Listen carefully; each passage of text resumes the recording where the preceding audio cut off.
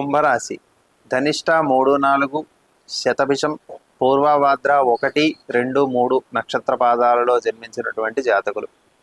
కుంభరాశి వారికి ఈ యొక్క 15 రోజుల కాలంలో కుటుంబ సభ్యులతో సౌఖ్యంగా ఉంటుంది. మానసికంగా కూడా ధైర్యంగా ఉంటారు.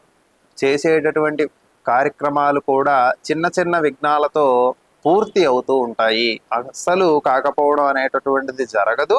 అయినప్పటికీ కూడా మొదటి 1, 2 సార్లు అనేటటువంటి ఇబ్బందులు ఏవైతే ఉంటాయో అవి కల్పించబడతాయి. అయినప్పటికీ కూడా తుది దశలో ఆ యొక్క ఫలితము శుభంగానే ఉంటూ ఉంటుంది. కాబట్టి భయపడవలసినటువంటి పని లేదు. బంధుమిత్రులతో ఇబ్బందులు కలిగినా కూడా వాటిని ధైర్యంతో నెగ్గుకొస్తారు. ఇతరుల నుండి సలహాలను స్వీకరిస్తారు. ఆ సలహాలు మీకు అభివృద్ధికరంగా ఉంటాయి. మీరు ఆర్థికంగా కొంచెం ఇబ్బందులలో ప్రస్తుతానికి ఉన్నప్పటికీ కూడా అవి కూడా సమసిపోవడానికి అవకాశాలు కల్పించబడతాయి. మంచి ప్రవర్తనతో కార్యాలు జయప్రదం చేసుకుంటూ ఉంటారు. లౌక్యాన్ని ప్రదర్శిస్తూ ఉంటారు. కాబట్టి మీరు చేసేటటువంటి కార్యాలు జయం కలగడానికి అవకాశం ఉంటుంది.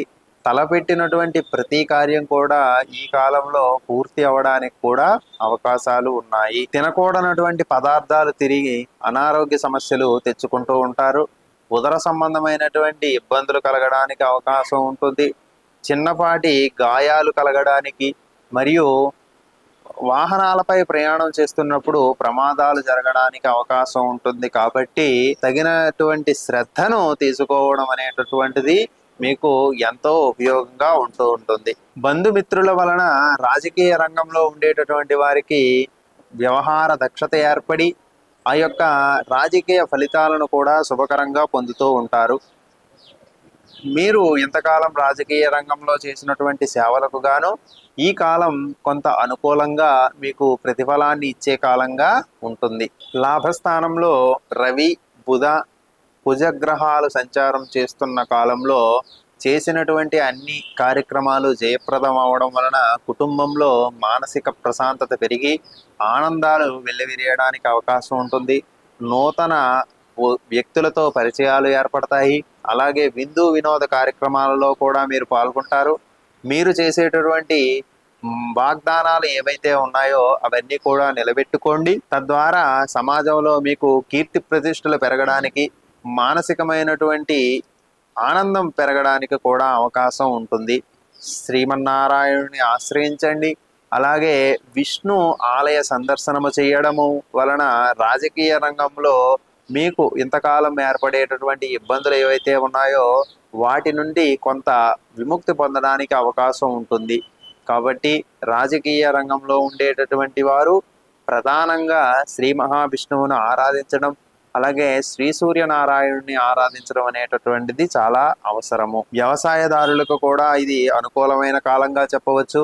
అధిక దిగుబడులు రావడం వలన ఆర్థికంగా అభివృద్ధి చెందుతూ ఉంటారు. మీరు గతంలో చేసినటువంటి అప్పులు ఏవైతే ఉన్నాయో అవి ఇప్పుడు తీర్చడానికి అవకాశం ఉంటుంది. ఆదాయ మార్గాలు వివిధ రకాలుగా కనిపిస్తూ ఉంటాయి. కాబట్టి మీకు అనుకూలమైనటువంటి మార్గాన్ని ఎంచుకొని ఆదాయాన్ని సమకూర్చుకోండి. అది భవిష్యత్తులో వచ్చేటటువంటి ఒడిదుడుకులకు స్థిరత్వాన్ని మరియు ధైర్యాన్ని కలిగించేదిగా ఉంటుంది. శుభకార్యాలు వంటివి జరుగుతూ ఉంటాయి. నూతన పదవులు ఏర్పడుతూ ఉంటాయి. ఉద్యోగులకు కొంత ప్రమోషన్లు వంటివి రావడానికి అవకాశం ఉంటుంది. మీకు నచ్చినటువంటి స్థానాలలో స్థానచలనం అంటే ట్రాన్స్ఫర్ జరగడానికి అవకాశం ఉంటుంది. కాబట్టి మీకు ఆనందాన్ని కలిగించేటటువంటి కాలంగా ఈ కాలాన్ని చెప్పవచ్చు. శారీరక సంబంధమైనటువంటి రుగ్మతల నుండి బయటపడతారు. ఇంతకాలం ఏర్పడినటువంటి అనారోగ్యం కూడా వార అంత్యంలో మెరుగుపడడానికి అవకాశం ఉంటుంది. అలాగే మధుర ఫలాలను స్వీకరిస్తూ ఉంటారు. మంచి షడ్రుషోపేతమైనటువంటి భోజనాలను ఆస్వాదించడానికి కూడా ఈ కాలం అనుకూలంగా ఉంటుంది. కాబట్టి ఇప్పుడు తీసుకునేటటువంటి నిర్ణయాలు ఈ 15 రోజుల్లో కూడా మంచి నిర్ణయాలను తీసుకోండి. వాటిని అమలు చేయండి. తద్వారా అవి శుభకరమైనటువంటి ఫలితాలను ఇవ్వడానికి ఎంతో అవకాశం ఉంటుంది.